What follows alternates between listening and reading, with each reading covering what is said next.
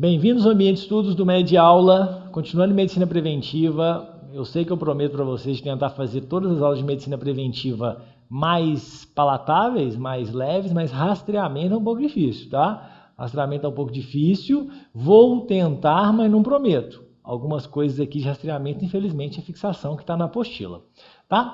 Hoje o que nós vamos abordar? Rastreamento cardiovascular, dislipidemias, hipertensão arterial sistêmica, diabetes, tabagismo e alcoolismo. São os principais. Ah, Sérgio, rastreamento de câncer de colo. Está lá na aula nas apostilas de ginecologia e obstetrícia. Ah, e o rastreamento de câncer de próstata. Está lá na parte de cirurgia. Ok? São dois outros rastreamentos que são bastante cobrados, que não estão nessa aula, não estão na apostila. Tem até uma pinceladinha na apostila de preventiva. Ok? O que é rastreamento, então? O primeiro tópico dessa aula são as coisas gerais sobre rastreamento. Então, os rastreamentos, será que tem a ver com o NELSAT, o NILSAT, rastreamento de veículos, que vai ser colocado no seu veículo agora, as seguradoras colocam? Claro que não, né, gente? Rastreamento de veículos não tem a ver com a nossa aula. Então, o ponto principal, isso cai em muitas questões, é a parte de rastreamento e diagnóstico precoce. Essa separação, essa linha tênue, você tem que ter aqui hoje, porque muitos alunos chegam na prova confundindo o que é diagnóstico precoce, quando o paciente já tem sintomas, e o que é rastreamento quando ele não tem sintomas. Opa, Sérgio, essa foi a frase mais importante da aula? Talvez, mas é uma frase importante. Então, o rastreamento é quando você pegou o paciente com a doença sem ele ter os sintomas ainda. Outra coisa é o diagnóstico precoce. Ok? Quando está começando a ter os sintomas, você pegou o diagnóstico no começo. É bom também. Mas a nossa aula hoje é sobre rastreamento. Na parte de rastreamento, eu gosto de dar o exemplo do Cazuza. Antes de ter o HIV, ele não tinha os sintomas. E depois, quando ele já tinha os sintomas. Então, isso é o rastreamento. É quando você pega o doente, então ele está lá fez um exame lá de HIV, mas ele não tem sintoma nenhum de HIV ainda. Foi um tipo de rastreamento, mas não é o que nos interessa no SUS, porque a aula hoje é sobre SUS. Então, diagnóstico precoce, sintomas e sinais presentes. O paciente já tem sintomas e sinais. Rastreamento, ausência de sintomas e de sinais. Essa é a diferenciação.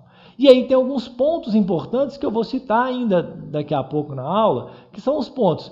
É relevante para a saúde pública? Vai pensar, se você identificar mais cedo vários pacientes com diabetes, antes deles terem lá uma retinopatia diabética, antes deles terem uma nefropatia diabética, claro que vai ser muito melhor para o paciente que para a saúde pública, e para a saúde pública, do que você diagnosticar esse paciente já quando ele já começar a ter a retinopatia diabética.